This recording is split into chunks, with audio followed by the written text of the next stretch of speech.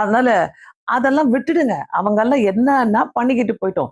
எந்த ஆலோசனை சங்கமும் எந்த வார்த்தைகளும் ஜெயிக்க போறதுல. அவர் என்ன கூட இருக்கிறார். அவர் என் கூட இருக்கிறதுனால நான் அவரோடு கூட நிற்கும் போது கர்த்தர் எனக்காக வைராக்கியமா நிற்பார். ஒண்ணுமே பண்ண முடியாது. அந்த அந்த சொஸ்தமாக்கப்பட்ட மனுஷனும் கூடவே இருக்கிறான் பாருங்க. இதெல்லாம் படியும் போது எனக்கு ரொம்ப சந்தோஷமா இருந்தது. பிரியமானவர்களே, எங்க இருந்தாலும் எந்த சூழ்நிலை இருந்தாலும் வல்லமையா நில்லுங்க, விசுவாசத்தோடு நில்லுங்க.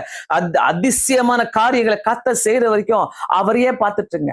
நிறைய பேர் வந்து கிரிட்டிசைஸ் பண்ணுவாங்க. நீ நான் ஜெபம் பண்ணிட்டே இருக்கிற சும்மா, நீ நான் எப்ப பாரு வேதம் வாசிச்சுட்டே இருக்கிற, விட்டு தள்ளு. அதெல்லாம் யோபுக்கு அவங்க மனைவி சொன்னாங்கல்ல, அந்த மாதிரி எல்லாம் இருக்கும். நிறைய கேஸ் இருக்கும். நிறைய மனைவிமார்களும் சொல்லுவாங்க, கிண்டல் பண்ணுவாங்க, ஹஸ்பண்ட் மார்க் சொல்லுவாங்க, கிண்டல் பண்ணுவாங்க. கவலையே படாதீங்க. பேசுறவங்க பேசிட்டு போட்டோம். நான் கர்த்தருக்குள்ள நானு இப்படிதான் இருப்பேன், வைராக்கியமா இருப்பேன், நான் வைராக்கியமா இருப்பேன். நீங்க நிக்கும் போது கர்த்தர் உங்களை வைராக்கியமா நடத்துகிற தேவனா இருக்கிறார். இந்த வசனங்களை வைத்து நம்ம அனைவரும் ஜெபிக்கலாம். ஆன்லைன்ல இருக்கிறீங்கன்னாக்கா, புதிதாக வந்தவர்கள் கண்டிப்பாக இந்த சேனல் நீங்க சப்ஸ்கிரைப் பண்ணிக்கொள்ளுங்கள். இந்த நேரத்தில் நம்ம ஆண்டவரை நோக்கி நம்ம ஜெபிக்க போகிறோம். கர்த்தர்ட்ட கேட்கலாம், ஆண்டவரே இப்படிப்பட்ட ஒரு வைராக்கியம் எனக்கு வேணும். நான் விழாதபடிக்கு என்னுடைய என்னுடைய ஃபெய்த் வந்து, என்னுடைய விசுவாசம் வந்து it's not a private matter. அது ஒரு பிரைவேட்டா கிடையாது. ஆண்டவரே என்னை உமக்குள்ளாக ஸ்திரப்படுத்துங்க ஆண்டவரேன்னு சொல்லி கேளுங்களேன். யாரா இருந்தாலும் என்னை எடுத்து உபயோகப்படுத்துங்க ஆண்டவரே சொல்லுங்க.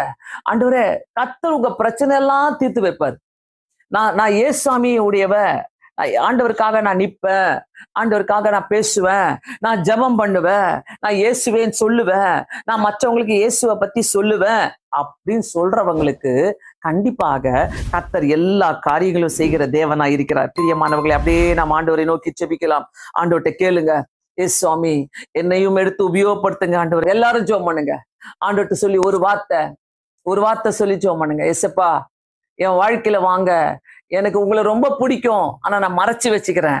நான் உம்முடைய பிள்ளை, ஆனா நான் மறைஞ்சு வாழ்ந்துட்டு இருக்கிறேன்.